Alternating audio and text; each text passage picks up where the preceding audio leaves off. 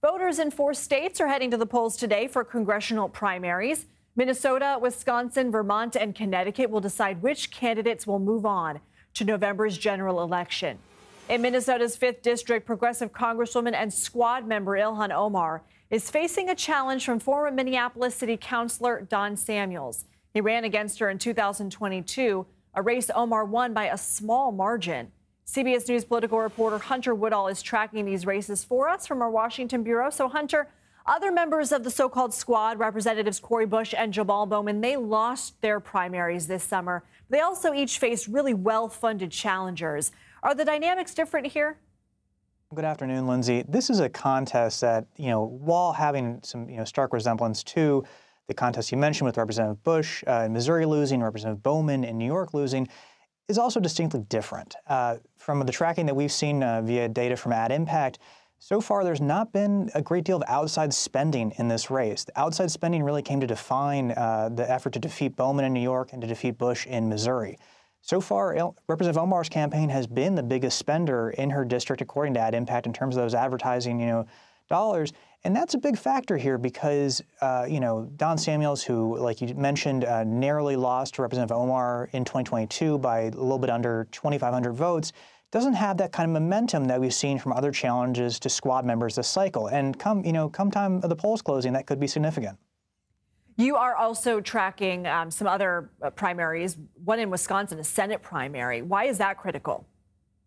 Wisconsin is a presidential battleground state. It is a critical state to both the Trump campaign and the Harris campaign, and it's home to 10 electoral votes. In Wisconsin, there's also a U.S. Senate seat held by Democratic Senator Tammy Baldwin. Republicans are rallying around candidate Eric Hovde in this GOP primary today, hoping that he becomes a Senate nominee. He has to overcome some lesser-known challengers first, but this is significant because Democrats have a very, very narrow majority in the U.S. Senate. If Tammy Baldwin loses this Senate seat in the fall, essentially Democrats have a very, very difficult path to retaining that majority. And especially, too, for both the Trump campaign and the Harris campaign, that Senate race could loom large and who ends up winning the presidential race in the state. Let's go back to Minnesota. Former NBA player and Republican Royce White is seeking Minnesota's Senate nomination to take on Amy Klobuchar.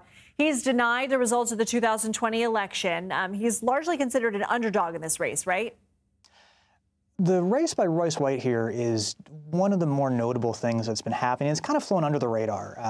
Royce White is somebody who lost a congressional primary in 2022, and he came back. He's running for this U.S. Senate seat in Minnesota, and he actually got the Minnesota GOP's endorsement at their state convention weeks and weeks ago. But that's been concerning for some people, given that Royce White has a just litany of controversies. There's issues about his campaign finance, past campaign finance spending that's been called into question. And his main challenger in this primary, Joe Frazier, has actually talked about concern that, Royce White being the nominee for the Republicans in the Senate race could actually hurt Donald Trump in the state as Trump tries to win Minnesota for the first time as a presidential candidate. No Republican has won it in a presidential race since 1972. Okay, Hunter Woodall, thank you.